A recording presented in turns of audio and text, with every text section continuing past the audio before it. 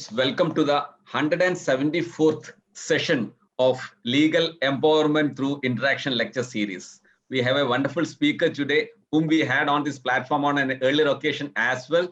I would say we are privileged with the presence of Justice Ramkumar sir, Justice Ramakrishnan sir, and all of you wonderful participants who have been part and parcel of this wonderful journey that we have undertaken during the COVID times. Now, pandemic or no pandemic, we have become an extended family. The journey continues of empowerment, enlightenment, and exposure to new ideas and thoughts. Today, we'll be dealing with a specific topic. Justice Sunil sir has agreed to enlighten us on estoppel. Please, sir, the stage is all yours. Yes. Thank you, Shampatman. Honorable Justice Ramkumar. Justice Oh, yes, I know. I'll still call you. Ramakrishnan, all my dear brothers and sisters. Reaching the 171, so 171. 74th, sir. 174. 74 class. This is the 174th class. I'm so happy to be with you.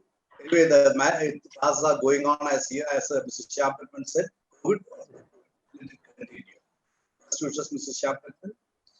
So the topic that has been allotted to me today is estoppel under section 150 to 117 of the Evidence Act, whether it acts as a bar in re-litigation of issues and also as an effective defense. So how far these three statutory provisions, which we will be going beyond that even, effectively can be considered as a bar to re-litigation of issues which are decided in an earlier proceeding, or at the same and at the same time, how far it can be an effective defense when a claim is set up against the defendant. Or does it go beyond that? That's the question that has been posed by Mr. Shampatman. So we'll try to analyze it. Before that, I will just reflect the salient features and the specific provisions of the 115, 116, and 117. As you know, 115 says that whenever a person, by his declaration, act either positive or negative, or by omission, act or omission, makes another person to believe a fact to be true, and that person changes his position, alters his position to his detriment. The other person who has made the declaration, act or omission, cannot be permitted to turn around and deny the truth of that fact. This is what section 115 says. So that what are the effective aspects of 115.1? There must be a representation, as you all know. That representation should be by a declaration or by an act, which can take a positive act or a negative act. As it said, an act or an omission. Consequently, the person to whom such a representation is made believes that to be true and acts on that basis. Not only acts on this, he proceeds forward. Then the other party who made that representation or declaration cannot be permitted to turn around and say that what I have said is, I am not bound to what I have said. So what the section use the word truth involved. He cannot be permitted to turn around and say, deny the truth in the fact that he has disclosed. And as you all know, we call it section 115, then comes 116. 116 is a case, a specific example. We can say that 116 is an extension of the principle incorporated in section 115. 116 says that whenever a tenant in possession takes it on a lease from the landlord, during the pendency of that landlord-tenant relationship, you will not be permitted to turn around and say that the landlord had no authority to, or his title cannot be denied. So that is that he cannot deny the title in a suit or other proceedings. At what time? He cannot contend for the position that the landlord did not have title at the time of commencement of the lease. Likewise, in the case of a licensee, section 115 also 16 also refers to a licensee in possession. Licensee in possession who has been granted license by a licensor in possession. In such case, licensee will not be permitted to deny that the person who was in possession at that point of time did not have title at that point of time. So that the crucial aspect of 116 is that a tenant will not be permitted to deny the title of his landlord, that the landlord did not have title at the time of possession, at the time of entering into the contract of tenancy. Likewise, in the case of a licensee in possession, who has taken a license from the licensor who is in possession, and that person will not be permitted to take up a contention that the licensee did. The person in possession did not have the title at that point of time. 117 deals with three aspects. One is a mere licensee, it does not refer to the possession.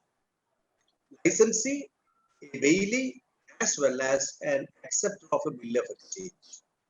These three categories are mentioned in section 117.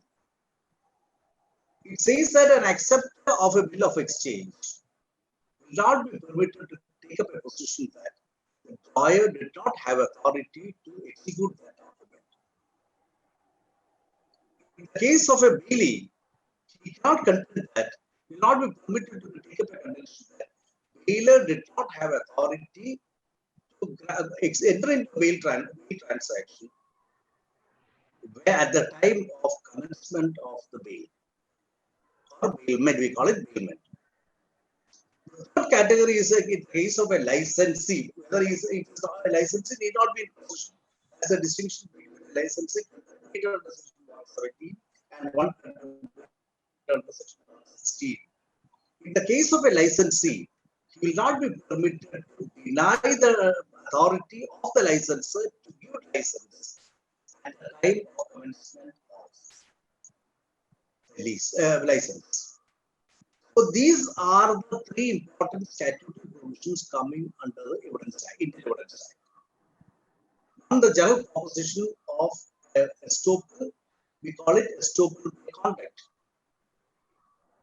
Because a person makes a representation, makes a declaration, or he acts, or by his omission, makes a person to believe certain fact to be true. And on the basis of that fact, he does something. He will not be permitted to turn around and say, deny the statement. And as I said earlier, these 116 and 117 are the extended forms of 115, the principle of estoppel. So these are the three important facets of section 115, 116, and 117. There are a lot of decisions referring to this, and it says that there are three salient features in relation to the principle of estoppel under the Indian Evidence Act. One, there must be a representation, or a contact, or an act, or an omission. Thirdly, secondly, a person based on that representation, declaration, or act, believing it to be true, does something. Thirdly, if he does something to his detriment. These are the three facets considered by the Supreme Court in various decisions. As the important one, the section is also very clear on that. Recently, in one judgment, the Supreme Court went further and said that there is a fourth ingredient to the principle of estoppel. That decision I will give you, that is Pudima Chowdhury versus Kalpana Mukherjee, 2014 SC 1304. Pudima Chowdhury versus Kalpana Mukherjee. Wherein, apart from the three conditions which the Supreme Court referred to, the the Supreme Court said that apart from the fact that these three conditions are there, the fourth condition situation may also arise. Why not you apply the principle of estoppel and deny a person a right?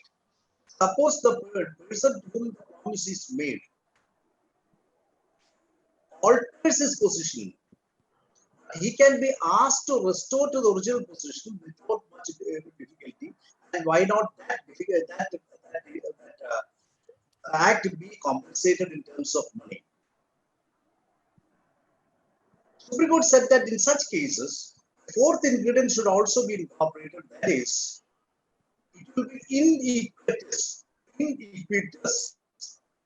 to call upon the person who has changed his status, changed his position, to go back to restore to the original position, because that will be contrary to the moral principles, and also it will be extremely difficult to the Supreme Court said that it will be iniquitous to ask him to go back to the original position. So that these are the three facets which, according to the Supreme Court, are most important silent features of estoppel. According to one decision of the Supreme Court, which is a comparatively old decision, that is in Shanmugam Pillai versus K. Shanmugam Pillai. Shanmugam Pillai versus K. Shanmugam Pillai. AR 1972 SC 2069. AR 1972 SC 2069. There are three broad classes of estoppels. One is that coming under section 115 to 117 of the Indian Ordinance Act. It's the first class, according to Supreme Court. Rather old decision, old concept also. Second one is a case wherein a person is given an opt to elect.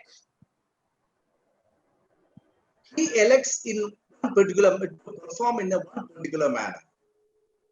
After having elected so, he cannot be permitted to turn around and deny that. So, an estoppel that arises from exercise of an option available to a person who is called upon to elect. One typical example can be section 35 of the Transfer of Property Act, where a person is called upon to elect. The two choices are given to him: whether you take an option to get a property and lose your property, or accept a document as such. When two options are given to a person and he opts, he is bound by that option, bound by that election, and that involves a question of concept of estoppel. So, according to Supreme Court, apart from section 150 to 170, another method of estoppel, classification of estoppel can be those created by virtue of election, exercising election. Last one is by ratification. Third one is by ratification. That means whenever a person ratifies the act done by another person, he will not be permitted to turn around and deny that. Thereby, the right to estoppel is created against the person who ratifies. Say, for example, the principal ratifies the action taken by the agent. The principal will not be permitted to turn around and say that I have not accepted it, I am not bound by my words, I am not bound by the declaration that I have given. Or in the case where a trust ratifies the act done by one of its trustees, probably without an authority, but later it is ratified by the trust. Also, the trust is bound by that estoppel. So these are the broad classification given by the Supreme Court earlier. One is the estoppels created under section 115 to 117 of the Ordinance Act.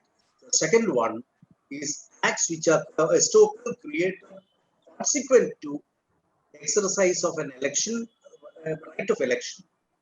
The third one is ratification. Of course, that we have proceeded so far, we have proceeded further from those concepts, and we cannot say that these are the only three methods of creating estoppel. I just want to say this was the original concept. You can afford to forget that.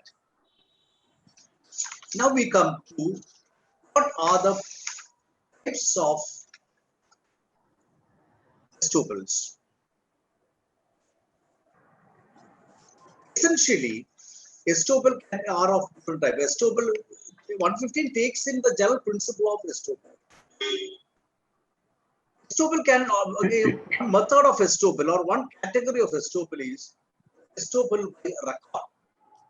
Comes under the category of estoppel by record.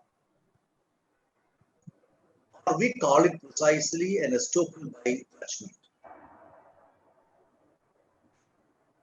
As you know, estoppel by judgment means when a matter is adjudicated in a court of law on the basis of evidence, and ultimately a decision is rendered into.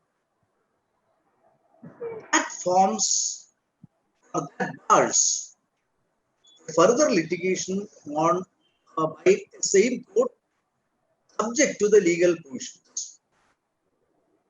And we call it an estoppel by judgment. Or more precisely, it is known as an estoppel by record.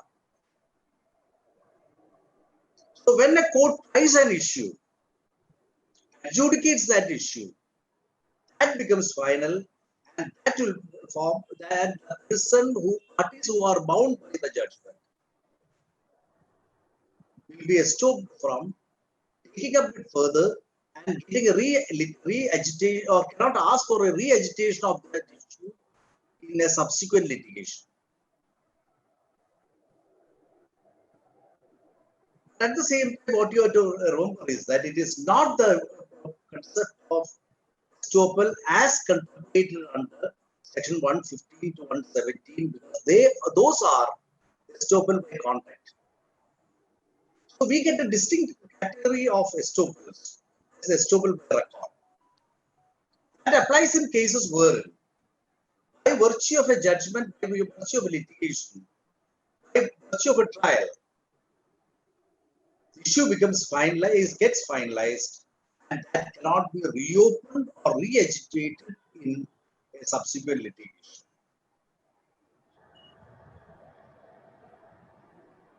There are typical examples for that. Section 151, Section 11 to Section 14 of the CPC are the statutory provisions governing the principle of estoppel. The concept of estoppel is embedded incorporated in Section 11 to 14 of CPC in relation to civil litigations are concerned. There's only one method of reopening or re-agitating an issue which has been concluded by a trial court. That's only by way of appeal. If an appellate provision is there. That issue cannot be re-agitated, re-litigated in another proceeding between the same parties.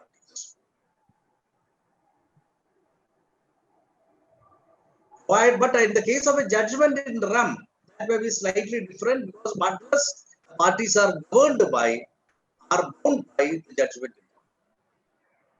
That's the only difference. So section 11 that deals with 11 CPC that deals with judicata, Section 13 and 14 which deals with foreign judgments.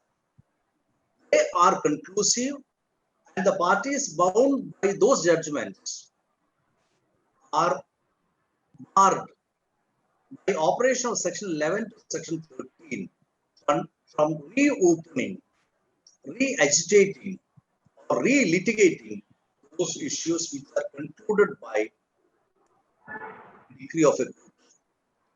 It has become final. So that what we find is that there are other concepts of estoppel and Section 150 to 117. The second example is provision coming under the Indian Evidence Act, section 40 to 44. Those are the legality or applicability of judgments in another proceeding. Or section 40 to 44 of the Indian Evidence Act, they deal with those provisions which govern the binding nature of findings in other proceedings. So what is the nature of to what extent judgment in a civil court can be used in the criminal court? What extent a judgment in a private proceedings, matters of administration, how far they conclude issues in the criminal court.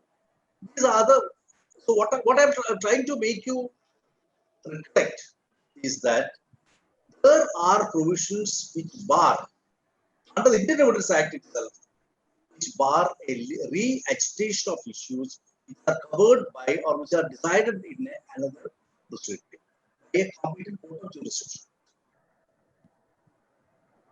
Third one is the concept of issue estoppel in the case of criminal proceedings. We'll deal with what is meant by issue estoppel separately. But for the time being, you all know that issue estoppel, but we will discuss the various facets of issue estoppel later. For the time being, these are the three separate doctrines which incorporate the principle of estoppel. In the civil proceedings governed by section 10 to 14, either by virtue of a judgment passed by a court of competent jurisdiction or by a foreign judgment. Secondly, under the Indian Evidence Act, where there is section 40 to 44 deal with binding nature of legality of other issues tried and settled by courts of competent jurisdiction. The third one is a category of issue concept known as issue estoppel, which essentially applies in the case of criminal proceedings. What is meant by issue estoppel? We will just go to that and come back to the other provisions. What is meant by issue estoppel? Issue estoppel, as you all know, when an issue is tried, issue of fact is tried and considered by a criminal court of competent jurisdiction, that will constitute as an estoppel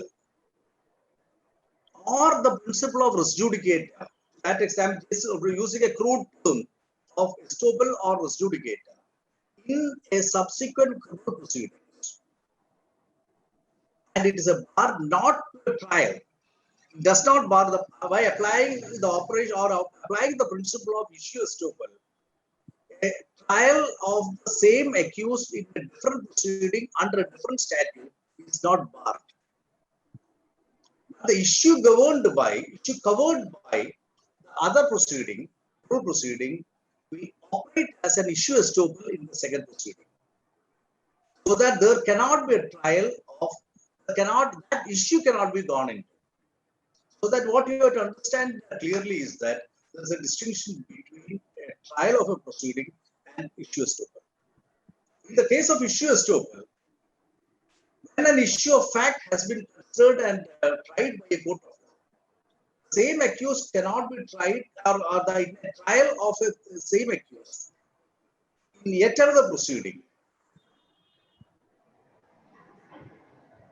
The same issue cannot be agitated. That's why we call it an issue estoppel. It's an estoppel insofar as the issues are concerned.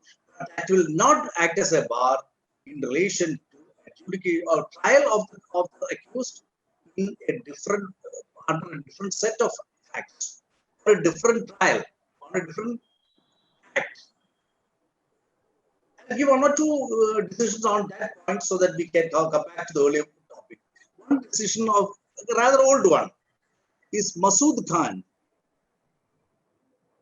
versus State of UP, AR 1974 Supreme Court. It's 828. Masood Khan versus State of UP, AR 1974 SC 28.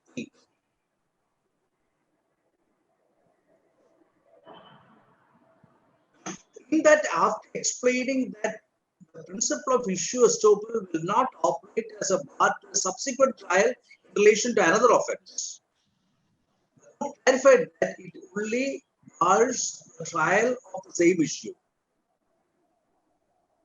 And what happened in that case was that there was an earlier trial of the same accused involved in this case under the Foreigners Act.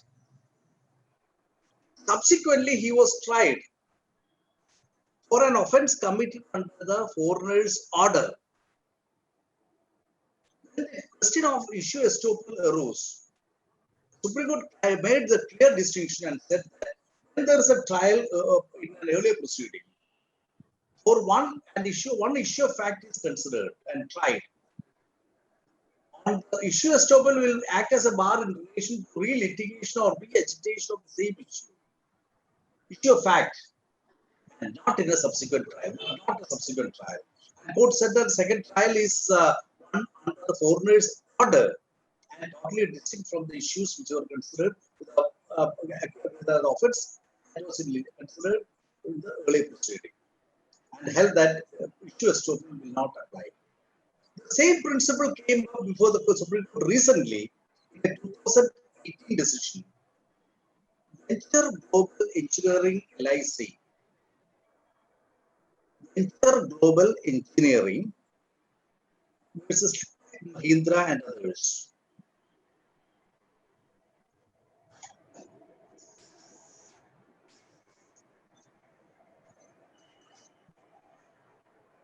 Venture Global Engineering Limited versus Mahindra and others. 2018 1 SEC 6565.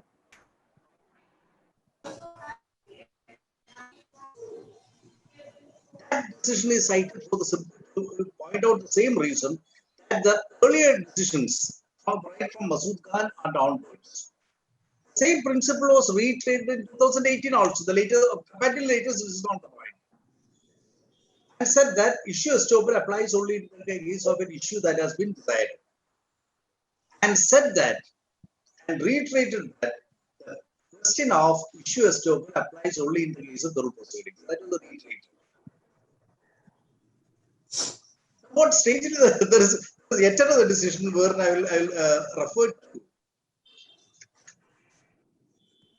NHAI, National Highway of the 2018 decision, National Highway Authority of India versus Progressive MVR, National Highway Authority of India versus Progressive MVR, 2018, 14 SCC 688.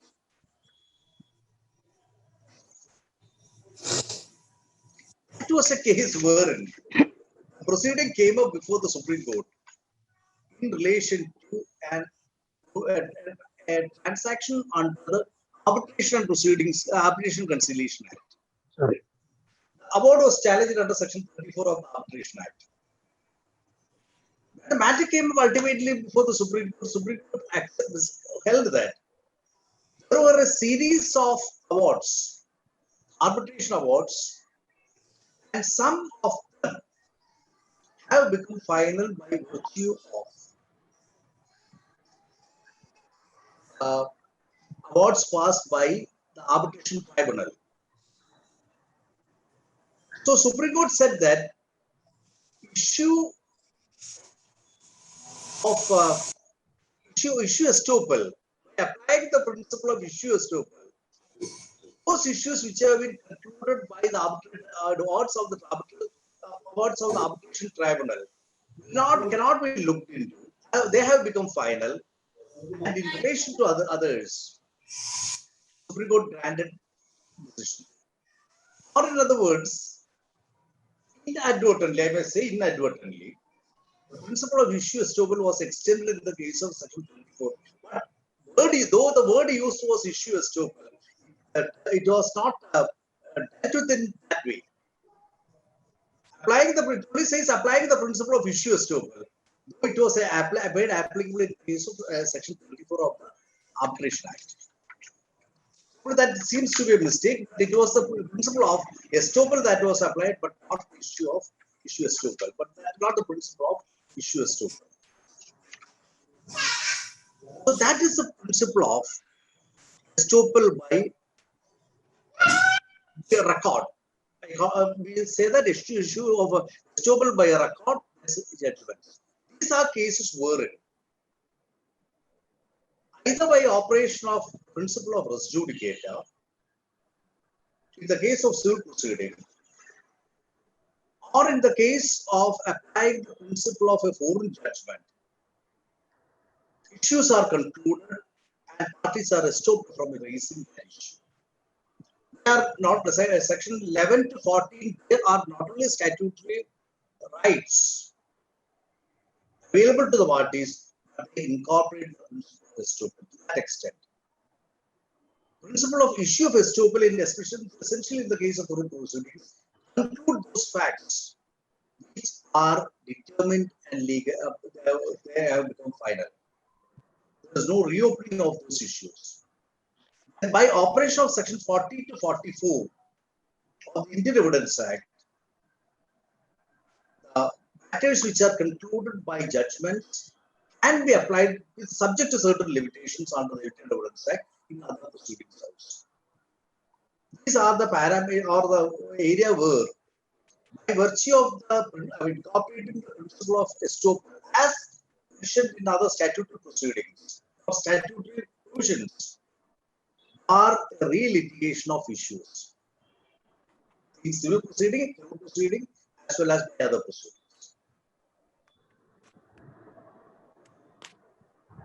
That is estoppel by judgment. And these are outside the scope of section 150 because they do not specifically fall within those scope. Then comes estoppel by deed. Estoppel by deed, as you all know, that comes into operation when in a deed certain terms are incorporated, certain undertakings are given. Parties are estopped from denying those contents of the document, so that estoppel arises by virtue of representations made in writing. So that also will not fall within the scope of section 15 because it is the other one is by a contract. A verbal representation, probably you can bring it because by saying that representation includes a representation writing also. Maybe possible. That depends on how you interpret it.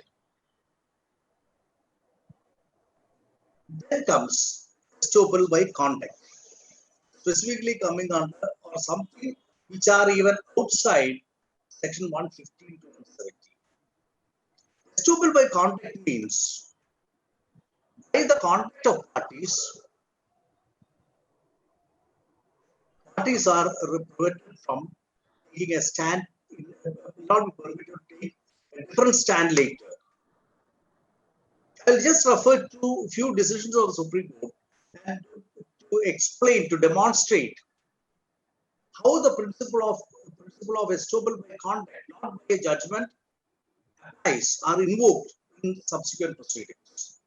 One decision, I'm just referring to decisions of 2016 to 2019. One decision is State of Maharashtra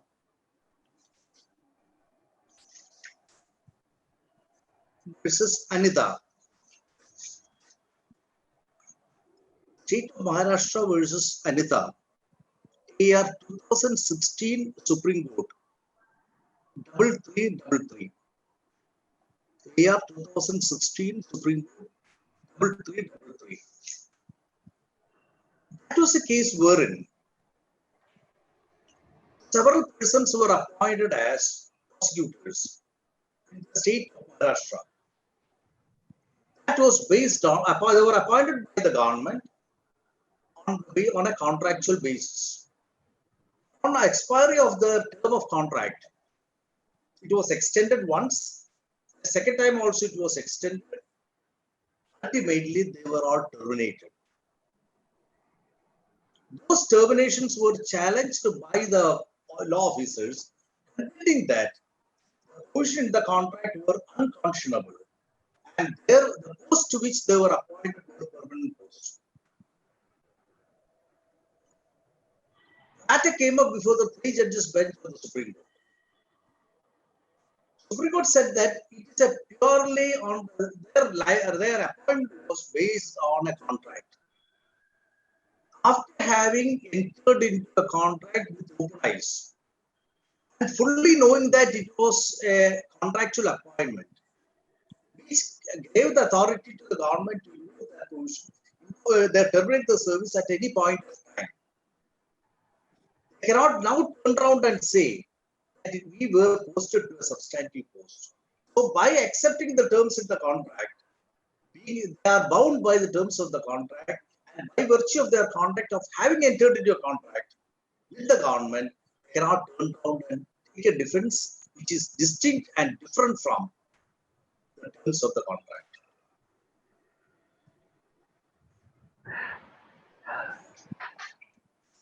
The next decision is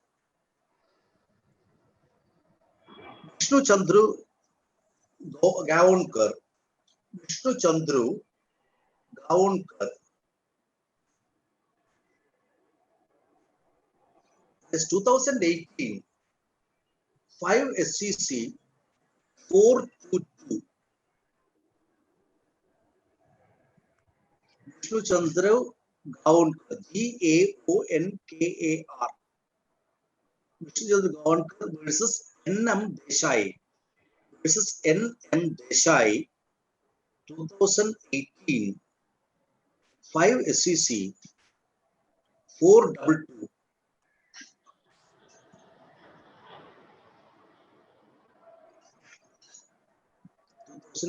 (5 SCC 422). What happened was that in that case, proceedings were initiated by one person against another, invoking section 195 to 125 1B1, subsection 1 of 195 1B. The application was initially the trial court rejected his application. The trial went in favor of the accused. On the ground that ingredients were not made out. Ultimately, the matter came up before the Supreme Court. Then he took up another stand. It was not under subclause 1, but the Act constituted an offence under subclause 2 of section 195. The Supreme Court said that throughout the proceedings, his stand was that the Act constituted an offence under section 195 1C 1B1 of the Criminal Procedure Code. And now he has taken his stand that subclause 2 of 195 to 1B is applicable. So that is a totally different new case set up by the accused, and he will not be permitted to approbate and reprobate. He will not be permitted to go both hot and cold. And after having set up his allegations on one definite set of facts, he will not be permitted to take up a different contention at the last stage. So Supreme Court invoked the principle of estoppel also, apart from other legal issues, and held that he will be stopped from taking up a different stand. The other decision was also a 2018 decision, that is in Vishnu Bhagavan Agarwal. Vishnu Bhagavan Agarwal versus National Insurance Company. National Insurance Company, 2018, Supreme Court cases 210, 2018, 12 SCC, 210.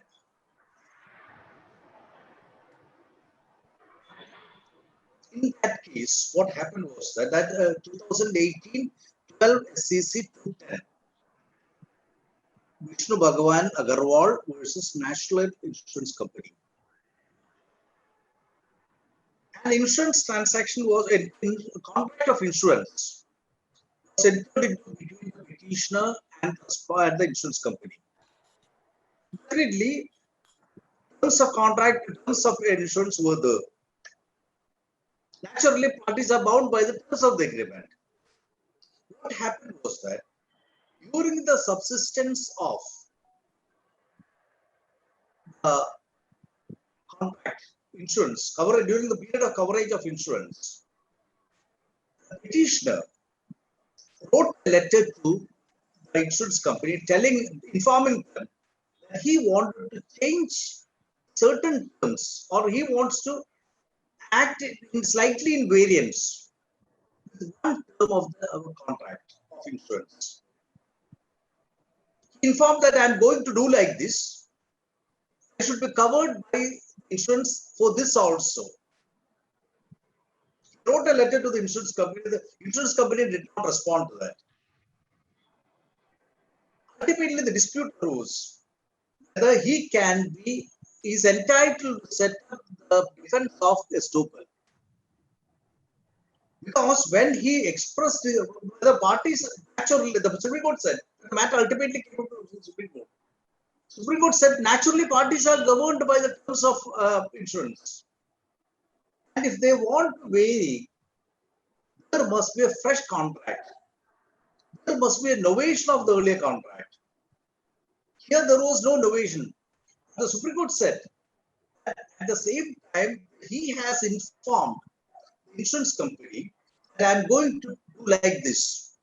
I want an extra coverage of certain matters, certain items, which normally should have been brought in by a novation of either a fresh contract or by other terms. The Supreme Court held that in this case, the principle of estoppel can be taken against the insurance company because by their contract, they are refrained from denying that after having not responded, after having chosen not to respond to the letter explained in which he expressed his intention. The insurance company will not be permitted to take up a contention. The parties are governed by the contract of insurance, and no other term can be entered into without a fresh agreement. That's an example wherein the principle of estoppel was invoked. Estoppel by contract. The next one is a case that also the Supreme Court, Tata Memorial Hospital Workers Union, Tata Memorial Hospital Workers Union versus Tata Memorial Center and another, Tata Memorial Hospital Workers Union versus Tata Memorial Center and another, 2010, 8 Supreme Court cases, 480.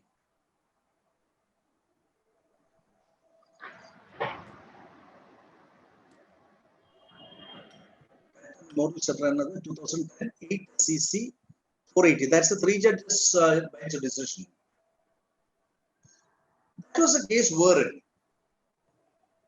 which government, is it the state government or the central government, that is the appropriate government under the Maharashtra Recognition of Trade Unions Act came up for consideration. Because Maharashtra, every act, as you know, Industrial Disputes Act, there are several statutes which defines an appropriate government. In some cases, it will be an appropriate government with the state government. In some other cases, it will be the central government. The question arose in relation to this particular industry, the Tata Memorial Center, which was the appropriate government, was in relation to the provision under the Maharashtra Recognition of Trade Unions Act, which was appropriate authority in relation to the Tata Memorial Center, came up for consideration before the trial court, before the industrial court. The court held that it was governed by The appropriate government was state government. And the matter was challenged before the High Court and ultimately came to the Supreme Court. The stand taken by the employer, the management, was that Maharashtra Recognition of Trade Unions Act was not applicable to them. So that the question whether which was the appropriate government did not arise at all. The three judges bench of the Supreme Court considered the facts and said that at no point of time the act, though it became applicable, the first respondent itself had approached the authority under the Maharashtra Recognition of Trade Unions Act, seeking intervention in relation to certain trade disputes. The management itself had approached the authority and sought for redressal. At no point of time, the management had taken a stand that the act was not applicable to that industry. So, by virtue of contact and by virtue of their omission to challenge it, as well as by their positive act of moving the authority under the Maharashtra Recognition of Trade Unions Act, they are restored. The management was restored from denying that stand. So the court said that management was prevented from raising such a contention because of their contact by invoking the principle of estoppel. One question will arise. I'm not going to do that question. That we will leave it open for a discussion. Suppose, in fact, that act was not applicable, and the parties had approached the authority by mistake. No estoppel against law. That's the statute that will come. Estoppel against the statute as well as against the constitutional provision. They did not raise it, probably for other reasons. So that forms an exception that there cannot be an estoppel against the statute. We'll come to that later when we discuss about the salient features of estoppel. Then there's one decision also. It's a rather recent decision from Kerala, not Kerala exactly, but from Lakshadweep. That is Aliyatmuda, ALIYATHAMMUDA.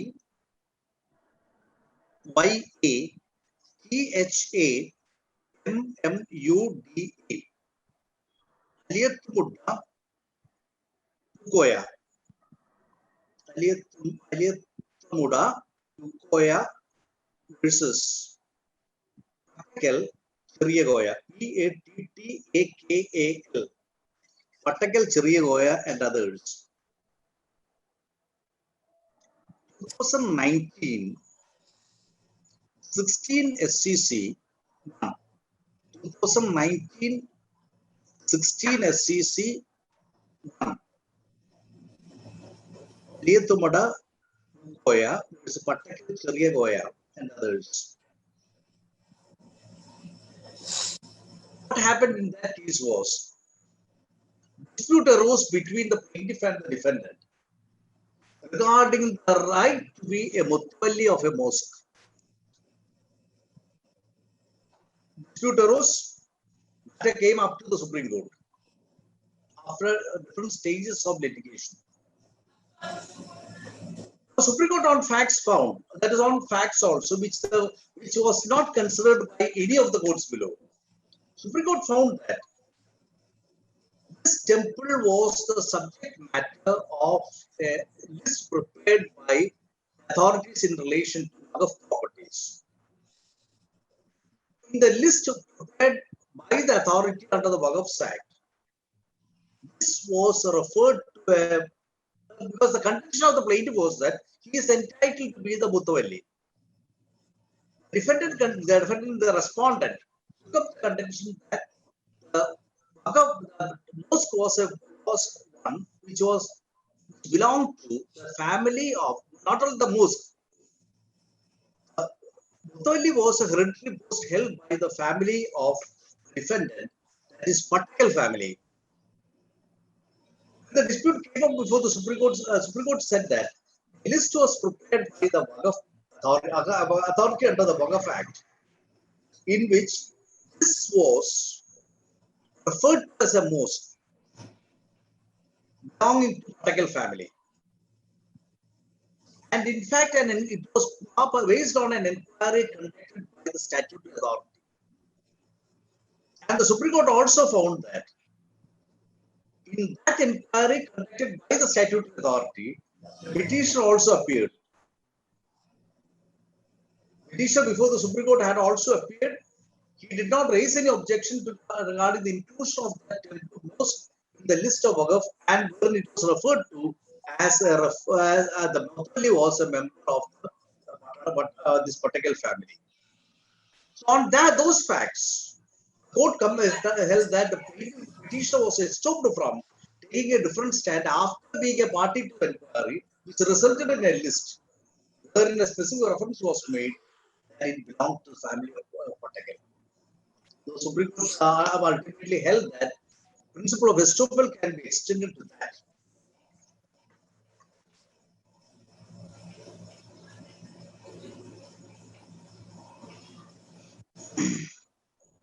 And one last decision which I will refer to in this category of estoppel by conduct, that's also the Supreme Court. Satluj Jal Vidyut Nigam, Satluj, S-A-T-L-U-J, Satluj Jal Vidyut Nigam. This is Rajkumar Rajendra Singh. Rajkumar Rajendra Singh. Year 2018 Supreme Court. Supplementary 977.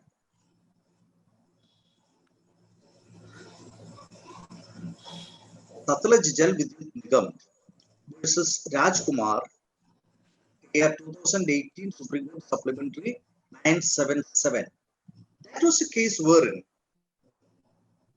in a proceeding initiated by the respondent that is Rajkumar, in relation to a property which belonged to him, he took up the stand that it was an excess land governed by the Himachal Pradesh Coalition of Big Land Estates and Land Reforms Act. Himachal Pradesh Land Reforms Act. He took up the stand that it was an excess land under the Land Reforms Act applicable to Himachal Pradesh, and he claimed the compensation under that. He initially filed a suit. His contention was that it was an excess land. He said that he took compensation under the Act, under the Land Reforms Act applicable to that, and withdrew the suit. Later, he took up the contention that he was the land was taken by the government for Jal Vidyut Board. He took up the stand that land belongs to him. He is entitled to compensation for acquisition under the relevant provisions of the Land Acquisition Act. So that the Supreme Court found that he had taken up an entirely different contention in the earlier proceedings. He contended that there is an excess land that belonged to the government, that was surrendered to the government, and he got some compensation for that. If that be so, he cannot later take up a contention that the property belonged to him and he is entitled for the acquisition of that land for a public purpose. That was also a case wherein the Supreme Court applied the principle of estoppel by conduct and decide the issue. So that these are all decisions on the same point and well settled legal principles. There's another type of concept which is known as, and another type of estoppel. That's an equitable estoppel. So there are, though we are categorizing into different types of estoppel. So I have referred to estoppel by judgment, estoppel by contract, estoppel by deed, and we are coming to the next category of estoppel by equitable estoppel.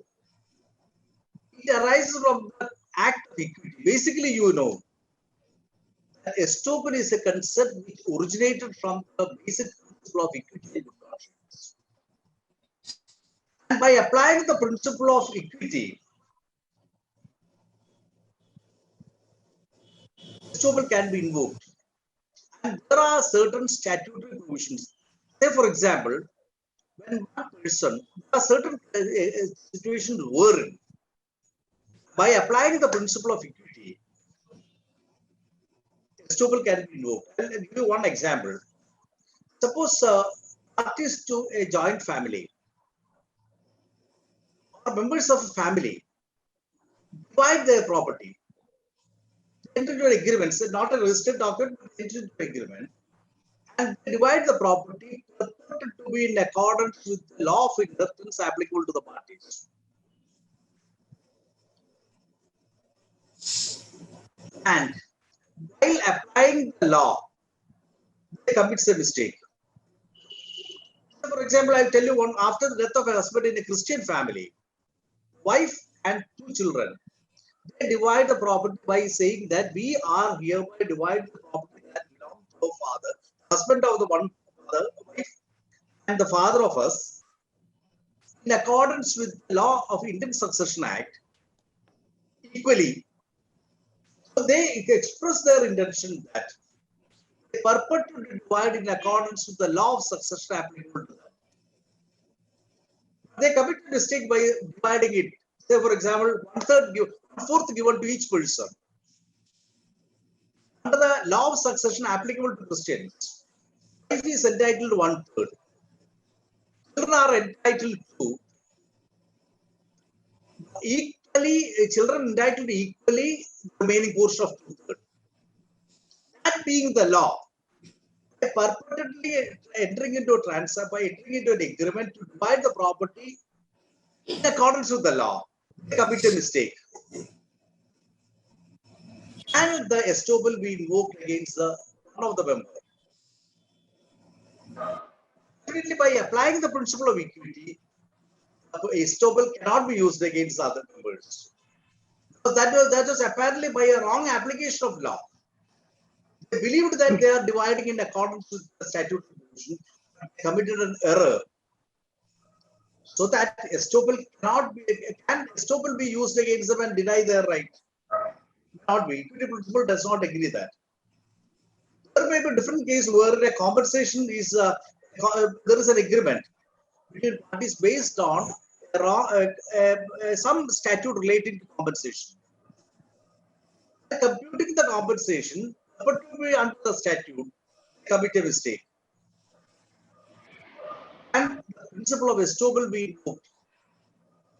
And also the principle of equity will come. These are all equitable. I'm just making you think about equity principles being used in the case of estoppel. There are some statutory provisions which incorporate this equity principle. I'm referring to statutory principles. One statutory principle is Section 35 of the Transfer of Property Act, which deals with the doctrine of election. Doctrine of election, as you all know, arises in a case where one person, say A, purports to transfer the property of B to C. A transfers property of B to C. And by the same document, he gives his own property to A. So what he does is that by a single transaction, A gives his property to B, and B's property he transfers to C. And B has three choices. One, he can say that I accept this. What will be the consequence? A's property will go to B and B's property will go to C. B will get one property. Secondly, he can say that I don't want this transaction, let my property be my property. I don't want to give my property to you. I don't want your property also. The third option can be, he can say, my property belongs to me, I am the owner. A has no right to transfer that property. At the same time, he has given me my property by a document, I accept it. But section 35 says that we cannot do this. He has only two options. Either accept the document, and consequence will be he will lose his property, another property will come to him.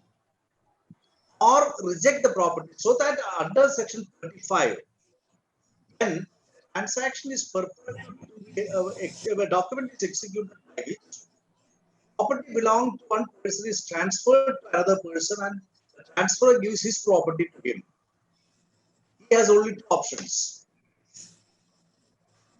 By exercise of option under section 35, what will happen is that his own property will go to another person. The thing that you should keep in mind is that by invoking section 35, that is against the principle of no dat quod non habet, which is that no person can transfer a property for which he has no right of transfer. But equity principles are incorporated in section 35. So section 35 is a case wherein the principle of estoppel is statutorily incorporated in the Transfer Property Act. And there are two other statutory provisions under the same statute, that is section 41 and 43 of the Transfer Property Act, which deals with transfer by ostensible owner, section 41 which deals with transfer by ostensible owner, and section 43 which deals with transfer by or feeding the grant by estoppel. So these are the two statutory provisions.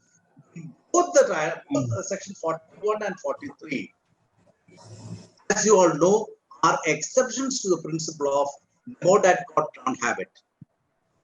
But at the same time, a person who has no authority to transfer effects a transfer, and by applying the principle of equity, transfer is made.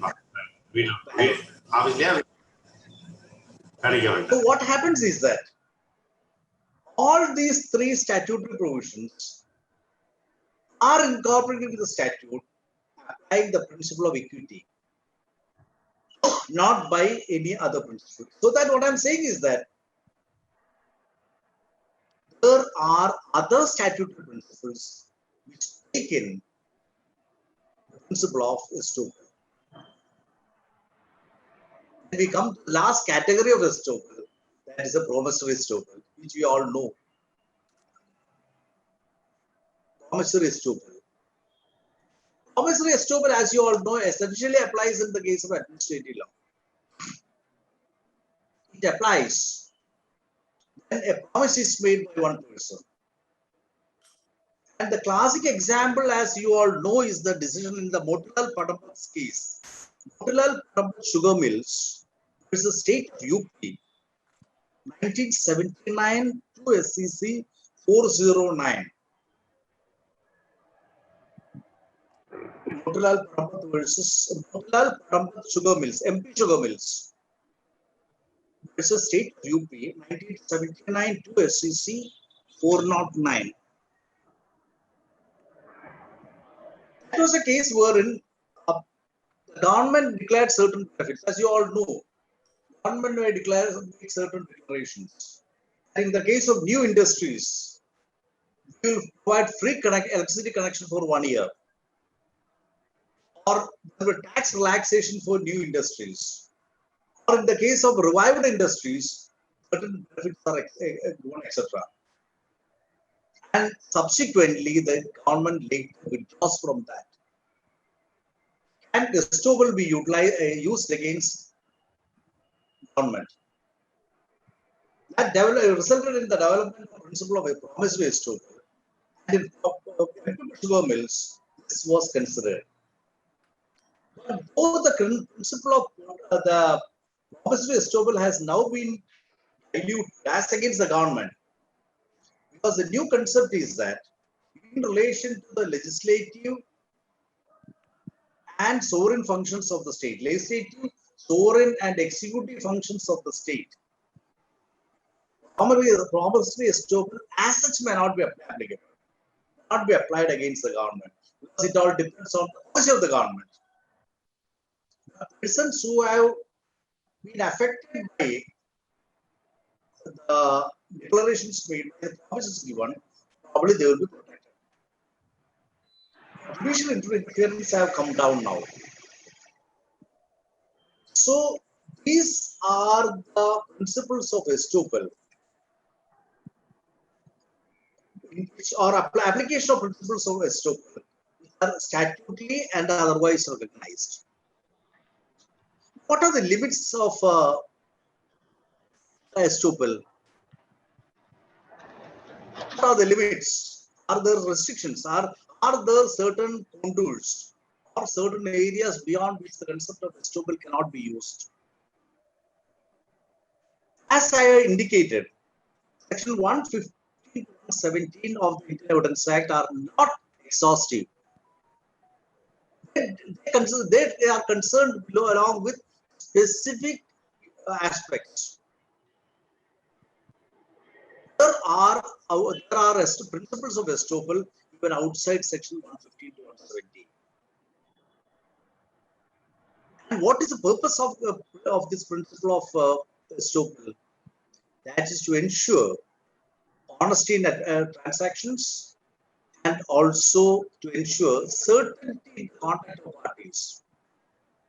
Certainty in the conduct of the parties as well as honesty in transactions. You make a promise, you make a representation. If you are permitted to withdraw, there is uncertainty. So that is to ensure that. And as far as estoppel is concerned, to apply the estoppel, the terms of representation made by the person bound by who is to be bound by the terms of estoppel, those representations should be clear and categorical. Only based on that, estoppel can be invoked against him, and not by an unambiguous representation made by the maker of that representation. Another thing is, the party to whom such representations are made should believe that to be true. Assume a situation wherein the promiser knows that he has given a false representation, and the person to whom it is made also knows that it is a false representation and it is against statute, and estoppel be invoked. When other person believes the representation to be false, principle of estoppel will not apply. Another limit of estoppel can be that whenever a person is statutorily conferred with certain liabilities and certain restrictions, by virtue of an estoppel, he cannot get that benefit. Say, for example, you know that certain restrictions are there in the case of minor's contract, or in the case of a lunatic person. Merely by saying that the other person has accepted me as a major person, and by his words he has accepted me as a major, he will not be entitled to use estoppel as against maker as against the maker. So these are essentially the restrictions or limits of estoppel. So what I've done is that I've just indicated to you that estoppel, apart from the provisions under Section 15 to 117 of the Indian Evidence Act, there are other statutory provisions and other provisions which may go beyond, which are beyond the principle of estoppel and can be invoked. Say, for example, another example also which I can use is in the case of a bad performance. Bad performance under Section 53 of the Transfer of Property Act, that includes the principle of estoppel, in the sense that even if there is an executory contract,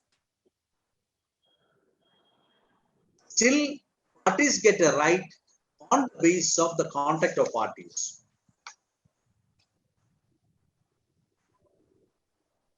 Now we come to, then I also indicated that estoppel can be used as a defense in various litigations.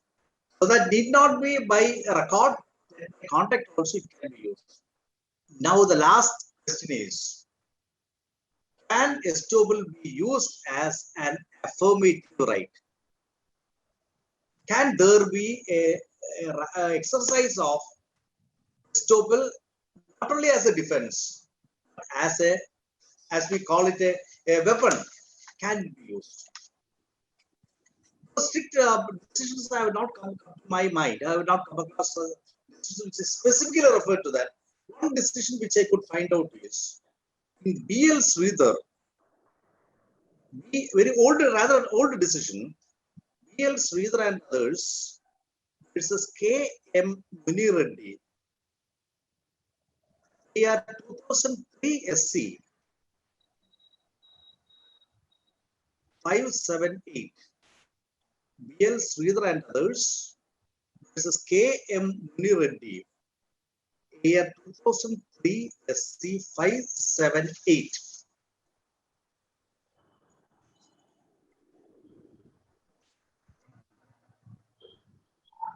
In that case, the question came up before the Supreme Court on the question of estoppel. While discussing the scope and ambit of estoppel, ultimately the Supreme Court said that whether it can be whether it confers estoppel confers any statutory right on the parties. We generally call the principle of estoppel as a rule of evidence. It is considered as a rule of evidence. The Supreme Court said there may be it has to be somewhere above that mere rule of evidence. Otherwise, because there is no immediate right conferred by the principle of estoppel. What is available is that you can use it as a defense. The Supreme Court said that in that case, where there has to be a right. I will just read the exact wordings of the Supreme Court. But where such is not the case, the right may be claimed as having come into existence on the basis of estoppel and is capable of being enforced or defended as against the person precluded from denying it. So that what the Supreme Court indicated in this case was that it is capable of, even though no direct immediate right is created by the principle of estoppel, since it can be used as a defense and it gives a certain rights to the parties to use it as a right, it is capable of being enforced. Estoppel is capable of being enforced or defended as against a person precluded from denying it, thereby indicating that estoppel can not only be a defense, set up as a defense for re-litigation of issues, it can be used as a for enforcement also. With sword and shield. Maybe as an indication. I'm very, very careful on that. I'm saying that I have not come across specific instances where it is used as a sword.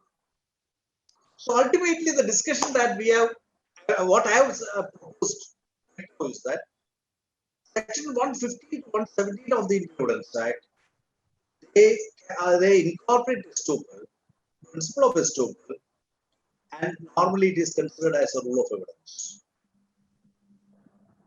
At the same time, we do know that there are other principles of rule of evidence under, say for example, Section 92, 90, 91, 92. And apart from that, Section 115 to 117 stands at a higher pedestal because that creates, though not an immediate right, but they confer certain substantive right on the parties. So it is on a higher pedestal. There are, apart from 115 to 117, principle of estoppel in general can be used for against re-litigation of issues which have been concluded. My invoking section 11 of the CPC, 11 to 14 of CPC, the concept of issue estoppel, various statutes which are referred to under the Transfer Property Act, various statutes, content.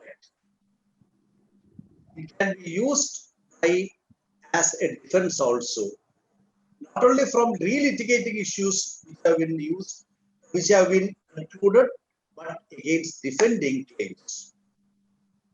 In Bill Sridhar's case, which I have just now referred to, there is an indication that it can be used as a weapon also. So it is wider in ambit.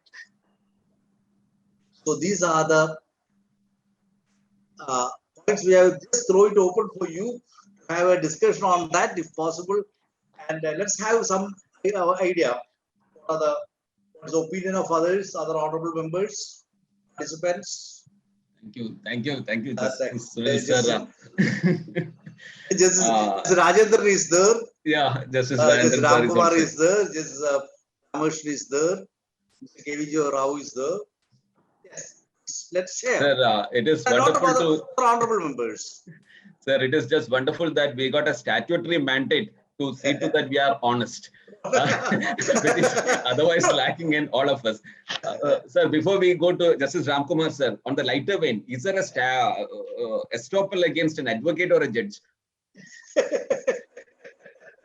Now, don't use whatever I said here as an estoppel against me. Sir, over to you, Ramkumar, sir. Yes. Brother Justice Sunny Thomas has succinctly dealt with the various contours of the law of estoppel. In fact, not only covered by sections 115 to 117 of the Evidence Act, but also covered by other statutes. As rightly observed, this is a rule of evidence which is applied to ensure honesty and certainty in transactions. Basically, honesty.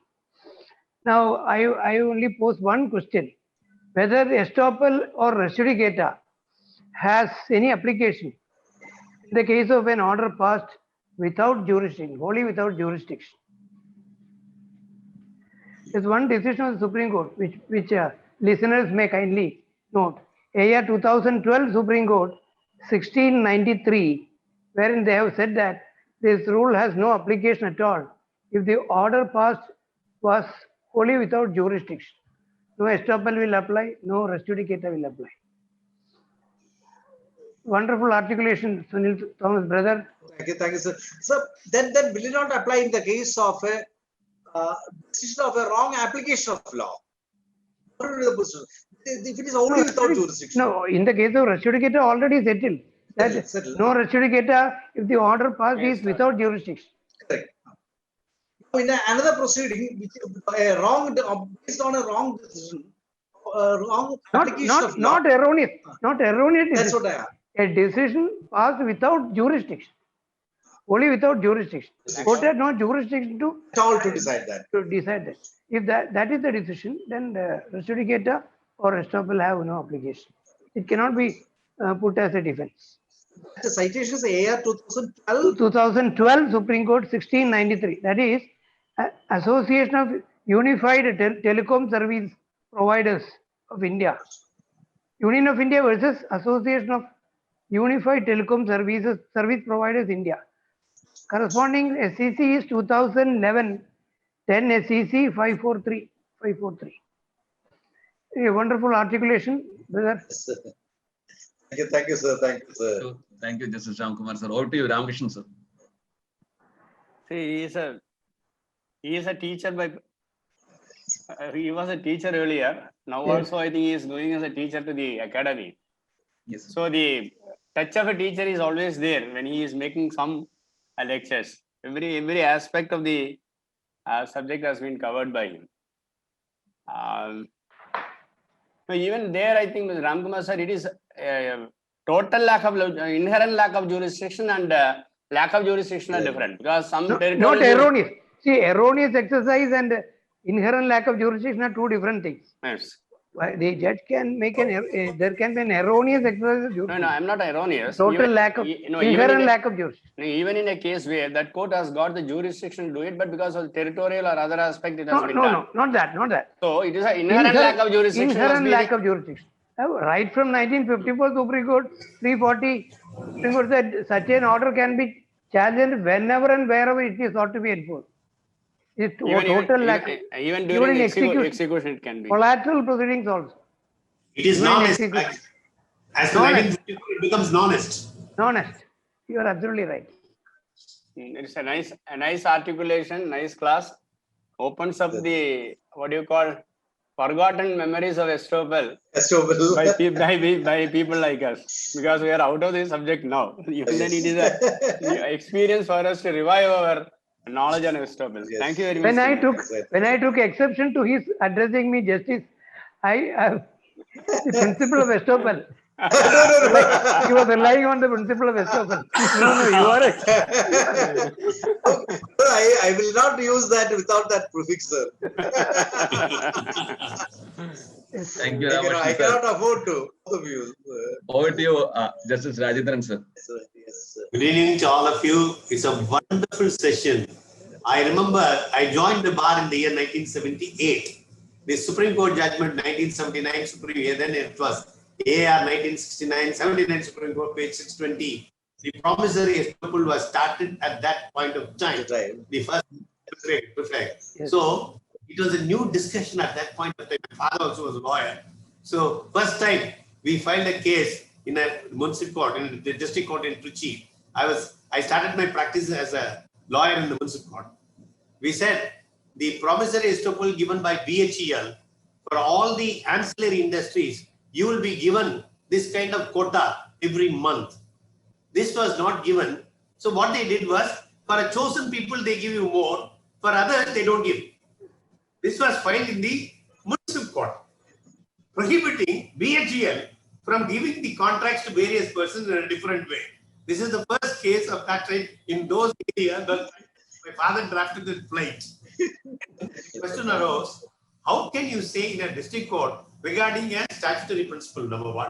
Promissory estoppel, you can't expect the government to go against the government. The suit was decreed, first dismissed in the municipal court. In the district court, it was decreed.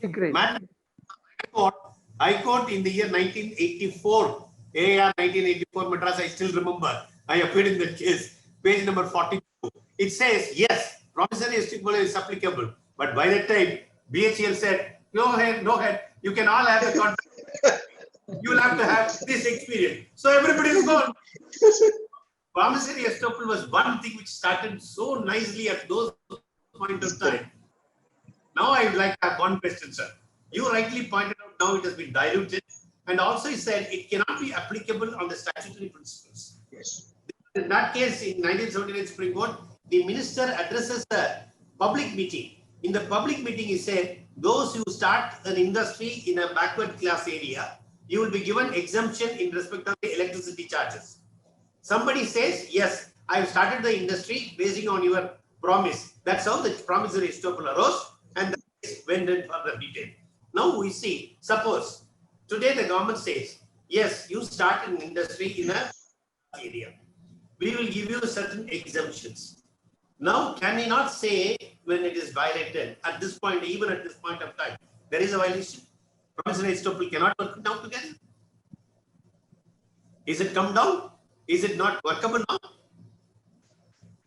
So ideally, I may say that it will be better if that is implemented. There are certain other issues also. See, whenever somebody makes an announcement from the platform or a platform, does it bind the government? Government has got their own set of procedure by which a decision is taken. It should go to the legislature or it should be through a notification. That's how the government works. Suppose somebody believes words spoken by or words given, assurance given by the minister in an open platform. You are not expected to go by that and start an industry based on that. You are going by the rules of the Definitely. What the ultimate consequence will be the credibility of that person who makes it. Even a cabinet decision is not binding unless it is transformed into a GO, government order. Government order. So what about a contract if entered into by the government and the party were in? Actually, it is binding. You cannot bind the contract definitely. Definitely, the situation will be different. But what happens now? You go to the extreme. Government takes a policy decision that we are going to do like this for 10 years. Later, that is reduced and applies only to those persons who have started the industries at present on the basis of that, not from next year onwards. They can. And they can. Because, think about a situation, Mr. Shyam, where suppose government which is about to face an election makes certain declarations. Unworkable, but, with a view of voters getting votes. Getting votes. The next government, there is a change of government, they find that it is unworkable. Should they not remove from that? So, Without sir, affecting those who are affected by that, definitely should be protected. sir, Am I so- right? Am I right that Supreme Court subsequently said in one decision that the promisee need not alter his position to his detriment? Detriment. Even that is not necessary, is it not? Mere change, that's true. That's true. Mere change of the situation will be sufficient. Sir, I believe it was in Golerand's case, that is Grasim Industries, Golerand's weaving company, know. wherein 1 ton of bamboo was offered at 1 rupee, but there was no formal, when the government changed. So they said the policy of the government changes with the government, the court cannot interfere. Yes.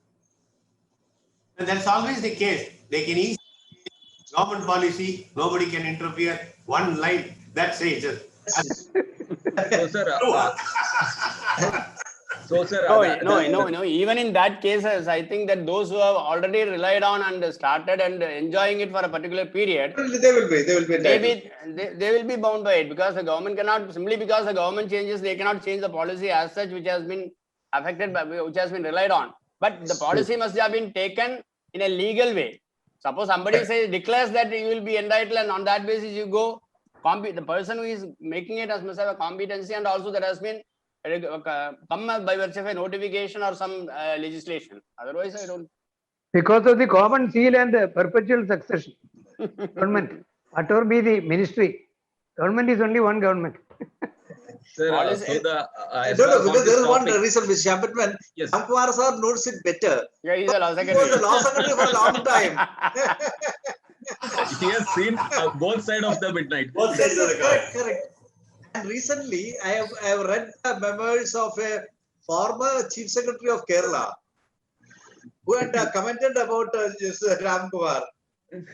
Very, You mean Mr. Babu Paul? Mr. Babu Paul. Sir, on this point, the quintessence would be that unless and until the government or the statutory authority acts as per the norms or the procedure laid down by law, any other declaration, etc., they cannot be bound. Wonderful. KVJ Rao, sir. So thank you very much. I've been in the company of distinguished and elite legal luminaries. Just a small question, sir. Now, in 1996, the government of Andhra Pradesh done away with the hereditary trusteeship to the temples under the Abolition Act. However, the rider was that if and when a trust is made, either the hereditary trustee or a family member would be the chairman of the trust. That was the rider when that judgment was passed, by virtue of having the hereditary trustee having donated lakhs of crores in those days. Now, last year, the government of Andhra Pradesh, just came up with a notification that they are going to have trust for all the temples. Now, in the 1996 Pannalal judgment, it said there were two considerations. One is that the trust board will be set up by the wish of the hereditary trustee if he cannot manage the temple. And the second, like I again said, that he will be the chairman of the trust automatically. But today, by virtue of this notification of the government of Andhra Pradesh, all of us have been thrown out onto the streets. We are not part of the trust. I mean, we moved, we've got a stay order. We're lucky we've got a stay order on the thing. But then wouldn't the clause of estoppel, once the Supreme Court has held that even if you constitute a board, the hereditary family trustee or the family member would be a chairman, why would the government want to move away from that? You see, so there is, if the clause of estoppel is there, this is what has already been decided by the courts, and there's a full paragraph which has been dedicated to this fact. But why would, so today what has happened is not only me, even Mr. Gajapati Raju, who was the kings of the Vijayanagar dynasty, they are also in court today. I mean, they have given, we just gave around 3,000 acres of land and maybe a couple of lakhs of rupees in those days, but they have given crores and lots of land. Today we are, I mean, our entity to that temple will be demolished. So, That's true.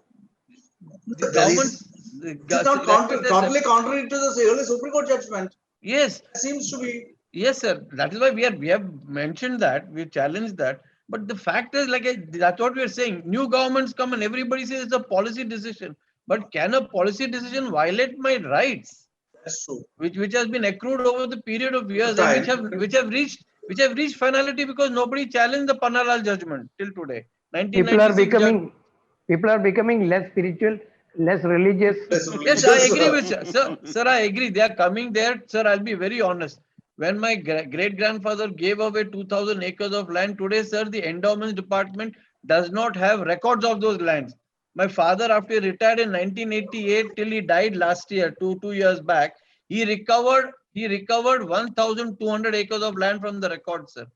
He had to go to the Lokayuta to get the orders passed. Sir, everybody's come there only to mint money, to make money, siphon of God's money.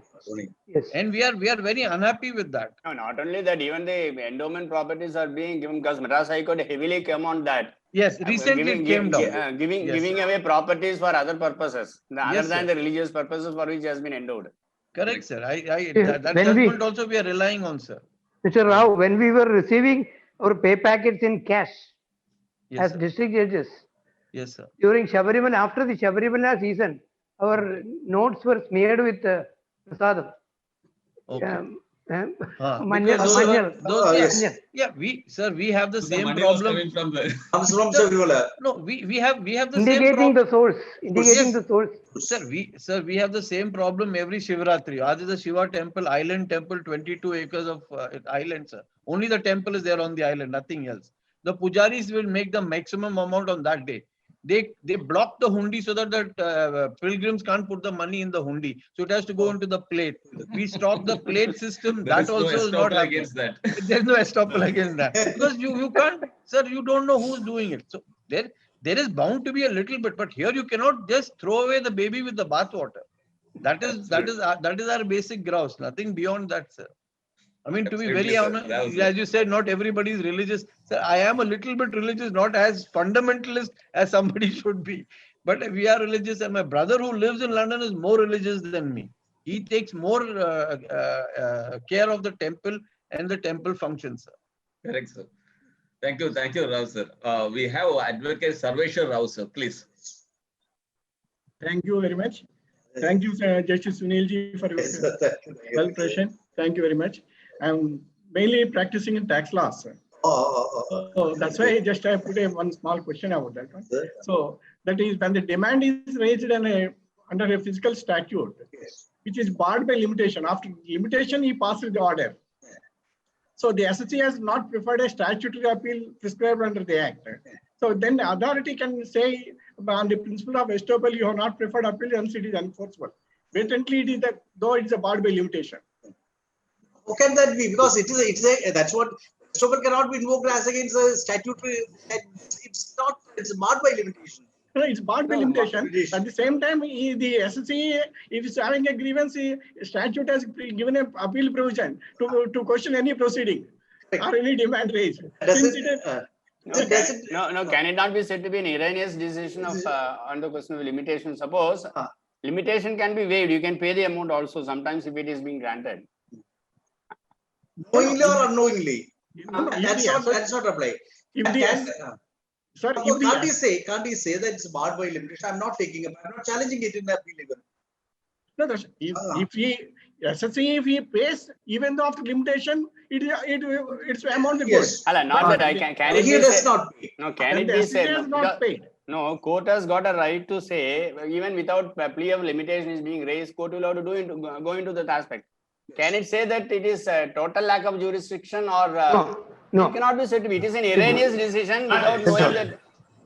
So it is, you will have to correct it by filing an appeal. I think there is a direct ruling on Supreme Court, 66 Supreme Court or so, where the decision was rendered overlooking the limitation. And when it was put in execution, the party argued that it is a total lack of jurisdiction. Supreme Court said nothing doing.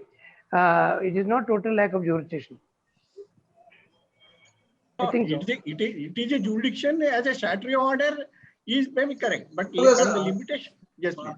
The statutory authority makes an assessment. It is completely without. He has no authority to do that. Statute confers a right on him, duty on him, And within the limitation. recover amounts payable. But I think Section 9 will not bar a suit. Ultimately, what will happen is that Did not. party will have to file a written challenge it. Basically, the Even a order is suit will not be state- barred. Section 9, because right from Privy Council, Supreme Court has said that if the fundamental principles of judicial procedure have been violated by the statutory authority, a civil suit will lie under Section 9. 1940s Privy Council 105. Sir. I think you're right. You've taken over Prem. No. That is something I always hear from my senior Arvindakshan sir. Colorable exercise of jurisdiction. Act not done under the thing. Then we had that LJ or Kerala unreported case, 69, KUC. I think it is 69 Supreme Court also, 69 which affirmed Supreme this 40 Privy Council. No, Correct. even I think that 1975 Supreme Court in Kerala High Court 145 proceedings, the 125 Kerala Act. I think the fraud can be by way of a suit or something like that. It has been held. But ultimately, what will happen is that, rightly or wrongly, an order has been. He will be pushed to challenge that to a wall. But he has no other option except to challenge that. The famous That is the problem. That will be the problem. Yes. Supreme Court in the famous Chengalvarayans case, probably I don't know the exact year, it should be between 94 to 96. There they said, when it is violation of the limitation or anything, even your duty is there to challenge it. You have to bring notice of the court to wipe out that. There is a similar ruling in Madras High Court, 1985 Madras, page 42, which they say you can sue for a declaration. In that suit, you need not pay the court fee. You can pay the court fee under section 25 because you say, I don't need to pay at all. I need not to pay at all. So what he has accumulated that is not the correct figure. Therefore, I have valued it on a notional figure of 400 rupees and paid 30 rupees court fee, 30, 50 in those areas. Then suit was filed. Suit was decreed. Matter went up this year, I got AR 1985, but so, but you have to challenge it. You have to challenge it. Chengalvaraya was 1993, sir. Unless it is an inherent lack of jurisdiction, case of inherent lack of jurisdiction. Still, It can be. how to avoid that proceeding? 54 Supreme Court 340 is the answer. You can challenge it even in collateral proceedings. Whenever and wherever it is sought to be enforced against you. Start to be implemented. Sir, is it a comparison can be drawn between contact and admission? Admission can be proved to be erroneous.